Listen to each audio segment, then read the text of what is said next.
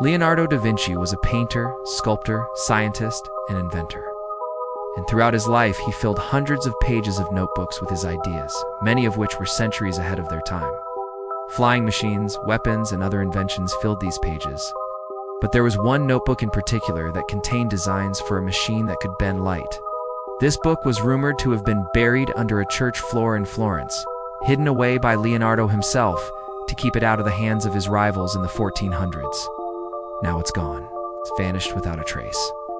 Hi, it's me, and this is the story of the machine that bent light. Possibly. So we know that Leonardo da Vinci was a super talented guy. He's credited with inventing the parachute, the helicopter, the armored tank, and even the robot. His notebooks contained thousands of pages of scientific observation and invention. It's estimated that he produced over 13,000 pages of handwritten notes and drawings. But sadly, most of them are lost or locked away in private collections. In the early 1800s, an author and art historian named Cesare Gallieni was researching Leonardo da Vinci's life in Florence. According to legend, he uncovered a secret passageway beneath the church of San Florentine. The passage led to a stone chest containing several of Leonardo's manuscripts. This cache included the famous and mysterious parabolic-looking glass notebook. The name itself sounds like something out of a fairy tale, but the parabolic-looking glass was likely just an early term for a parabolic mirror or a concave mirror, a mirror with a shape that can focus light and heat into a beam. Concave mirrors have a variety of uses, from lighting to solar power generation, and even in medical lasers. But in the wrong hands, they could also be used as a burning laser to set things on fire from far away.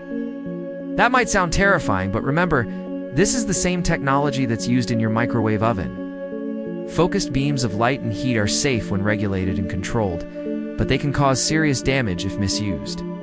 Now, we don't know exactly what kind of notebook Leonardo kept. For all we know, it could have been an open journal where he wrote down everything he observed about the world around him. But given the secretive nature of this particular book, it was likely filled with highly technical engineering drawings and diagrams. Unfortunately, we don't have much information on the notebook's contents or even its very existence. It's possible that the whole thing is a myth, although that seems unlikely given the number of other secret notebooks attributed to Leonardo. When Galileo Galilei died in 1642, he left behind a legacy of scientific discovery and a warning about the dangers of challenging religious doctrine. 4 years earlier, he had written a letter to a friend in which he admitted that his greatest fear was being accused of heresy. The Roman Catholic Church had condemned heliocentrism, theory that the Earth revolves around the sun, and Galileo had been forced to recant his support for it. But he continued to believe that the Earth was not the center of the universe. He kept making observations that supported this view. In 1633, he was tried by the Inquisition and sentenced to house arrest for the rest of his life. But despite this setback, Galileo continued to make important discoveries in astronomy, physics, and engineering. He invented a new type of telescope that could magnify objects up to 30 times their actual size and used it to make detailed observations of the moon, planets, and stars. He discovered craters, mountains and valleys on the moon, phases of Venus, and 4 of the largest moons of Jupiter. He also developed a theory of motion that helped explain how objects fall and move through space. It would be easy to see Leonardo doing the same thing, hiding his scientific work from the public because he feared persecution or worse. In any case, the supposed discovery of the parabolic looking glass manuscript inspired another author to write a fictional story about it. That story was published in 1839, but no one has ever found hard evidence that the book actually exists. The story takes a turn in the late 1800s. 2 men were working as stonemasons, restoring the Cathedral of Santa Maria del Fiore, also called the Duomo di Firenze, the largest church in Florence.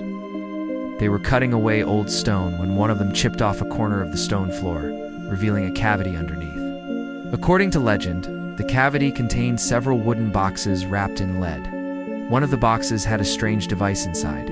It's made of metal. It looked like a convex mirror, about half a meter wide, mounted on a wooden stand. There was no way to tell how old the box or the device inside was.